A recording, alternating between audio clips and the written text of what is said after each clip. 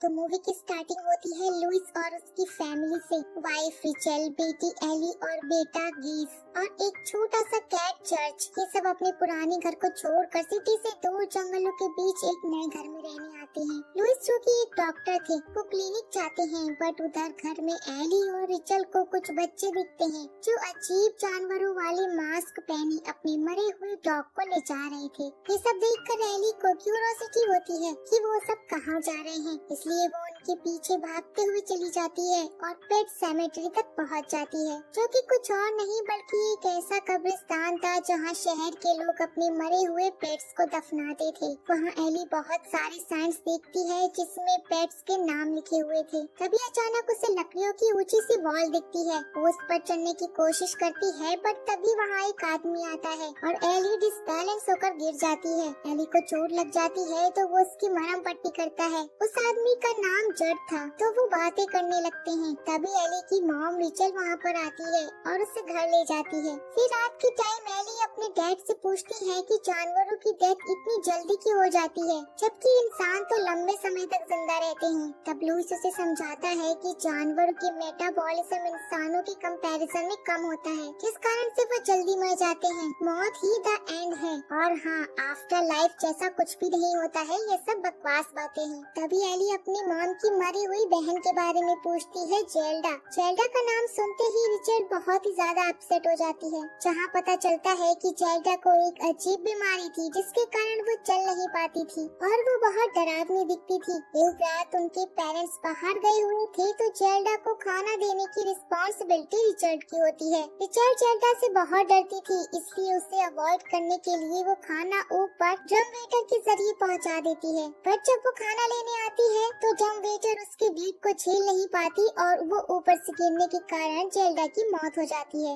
यही कारण है कि आज भी रिचर्ड अपनी बहन की मौत के लिए खुद को दोषी मानती है। नेक्स्ट डे लुइस के क्लिनिक में एक इमरजेंसी केस आता है। कास्को नाम के एक लड़के का बहुत ही बुरी तरह से एक्सीडेंट हो गया था। लुइस उसे बचाने की काफी कोशिश करता है, बट वो मर जाता है। इससे लुइस काफी ज्यादा अपसेट हो जाता है, बट तभी अचानक से कास्को उठ जाता है और उसे बोलता है कि दोनों दुनिया के बीच जो दीवार है वो टूटनी नहीं चाहिए। पर तभी एक नर्स आकर लुइस को बुला लेती है, जहाँ लुइस को लगता है कि ये सब बस उसका एक भ्रम था। फिर नेक्स्ट मॉर्निंग एली जेट को कुकीज देने के लिए उसके घर पर आती है। वहाँ उसे एक लेडी की फोटो दिखती है, तो जेट बताता है कि वो उसकी वाइफ थी जो कि अब मर चुकी है और इस दुनिया में नहीं है। फिर जेट लुइस और उसकी फैमिली के साथ डिनर करता है। सब बहुत एंजॉय करते हैं, मस्ती करते हैं। फिर रात के टाइम सोते हुए लुइस को अजीब अजीब से सपने आते हैं। कास्को उसे बुला रहा था। जैसे ही वो घर का दरवाजा खोलता है, जंगल में पहुंच जाता है। लुइस पेट सेमेट्री में पहुंच जाता है और उस लकड़ी की दीवार को पार करने की कोशिश करने लगता है, पर तभी कास्को उसे रोक लेता है और कहता है कि ये जमीन शापित है। फिर सुबह केज आकर लुइस को जगाता है। वो अपने पैरों पर मिट्टी देखता है और हैरान हो जाता है। फिर वो सोचने लगता है कि वो सपना देख रहा था या सच में पेट सेमेट्री में गया है। फिर हेलोवीन के दिन जेट लुइस को दिखाता है कि उनके कैट चर्च को एक ट्रक ने कुचल दिया है। फिर जब रिचल को पता चलता है तो वो भी बहुत ही ज्यादा दुखी होती है। चर्च एली का फेवरेट पेट था। उसकी मौत की खबर एली को बर्दाश्त नहीं थी। ये सोचकर लुइस और रिचल उसे कुछ भी नहीं बताते और लुइस जेट के साथ पेट सेमेट्री में कैट को दफनाने जाता है। पर तभी जेट सोचता है कि चर्च की मौत से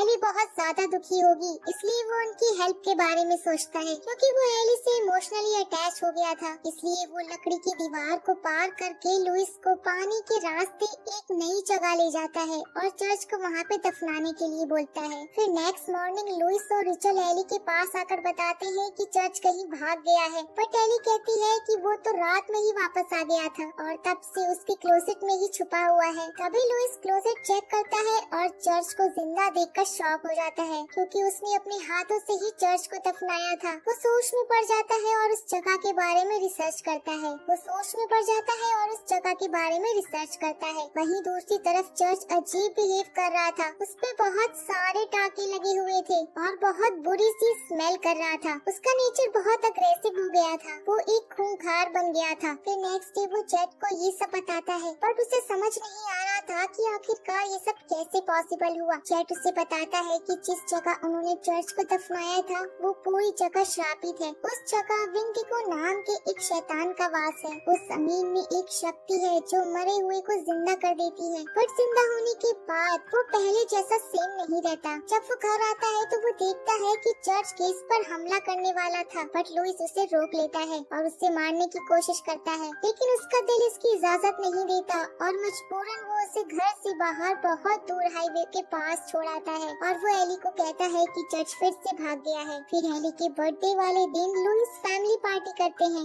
सब एंजॉय कर रहे होते हैं, बट एली स्टिल चर्च को बहुत मिस कर रही थी और काफी दुखी थी। फिर सारे बच्चे गेम खेलने लगते हैं। तभी एली को चर्च रोड पर दिखता है। वो उससे मिलने जाती है और केस भी एली को फॉलो करते हुए रोड पर चला जाता है। तभी अचानक से एक ट्रक आउट ऑफ कंट्रोल होकर केस को कुचलने ही वाला था, पर तभी एंड टाइम पर लुइस केस को बचा लेता है। बट उस ट्रक एक्सीडेंट में बेचारी एली नहीं बच पाती और वो मर जाती है। उसकी मौत से लुइस और रिचल पूरी तरह से टूट जाते हैं और फ्यूनरल के बाद रिचल अपने बेटे केस को लेकर अपनी मॉम के घर चली जाती है कुछ दिनों के लिए। लुइस अभी उस घर में अकेला रह जाता है। जेट और लुइस साथ में होते हैं और जेट माफी मांगते हुए कहता है कि उसने बहुत बड़ी गलती कर दी लुइस को उस जगह ले जाकर, और वो कुछ कह पाता उससे पहले ही लुइस उसके ड्रिंक में बेहोशी की दवा मिला देता है और सेमेट्री में जाकर एली की कब्र खोद कर उसकी डेड बॉडी को निकाल कर उसी शापित जमीन में जाकर दफन करता है जिसमें उसने चर्च को दफनाया था, क्योंकि वो अपनी बेटी को भी वापस पाना चाहता था। फिर कुछ घंटे की बाद ही एली घर वापस आ जाती है, जिसे देखकर लुइस तो काफी खुश था ही, बट वो पहले जैसी बिल्कुल नहीं थी। एक्सीडेंट के कारण उसकी आंखें अजीब सी हो गई थी और उसे सब कुछ याद था। फिर लुइस अपनी बेटी को नहलाकर साफ करता है और वो दोनों सोने जाते हैं। वहीं अब दूसरी तरफ रिचर्ड के घर में केस को पास्को के विजन्स आते हैं और उसका नाम लेकर डर से वो चिल्लाने लगता है। रिचर्ड को ये सब बहुत अजीब लग रहा था, इसलिए वो लुइस को बार बार कॉल कर रही थी, बट वो जानबूझकर कॉल पिक नहीं कर रहा था क्योंकि वो जानता था कि उसने एली को जिंदा करके बहुत गलत किया है। फिर परेशान होकर रिचल खुद लुइस के पास जाने का फैसला करती है और जेट को कॉल करके लुइस को चेक करने के लिए कहती है। फिर जेट लुइस के घर जाकर उसका हाल चाल लेने जाता है, बट लुइस का अजीब बिहेवियर और हाथ में लगे हुए खून से उसे पता चल जाता है कि लुइस ने चर्च की तरह एली को भी जिंदा किया है। ये सब कितना खतरनाक हो सकता है, इसलिए जेट फिर से एली को मारने के लिए कहता है कि वो हमारी एली नहीं है, वो एक शैतान है। बट लुइस इस बात से सहमत नहीं होता।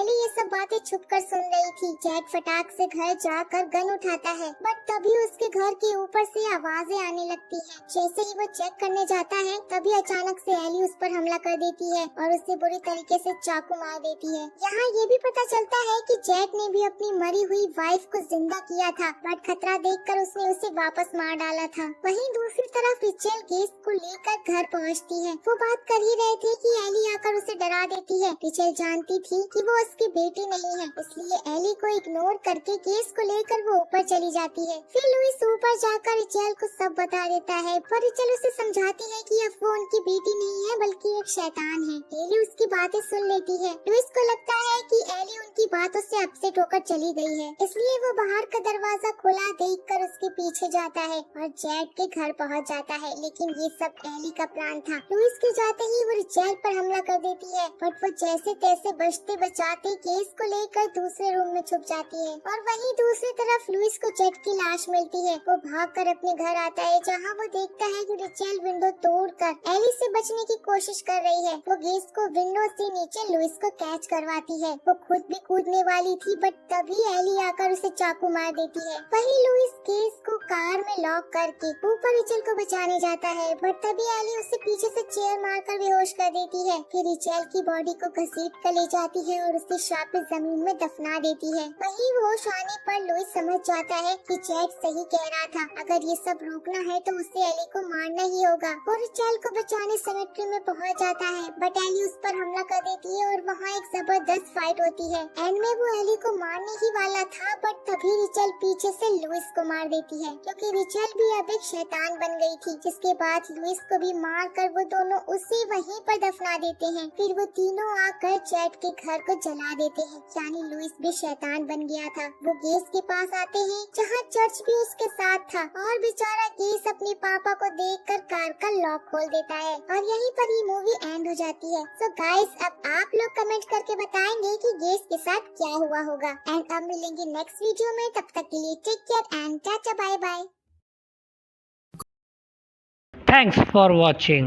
Like, comment and subscribe. Hurry up.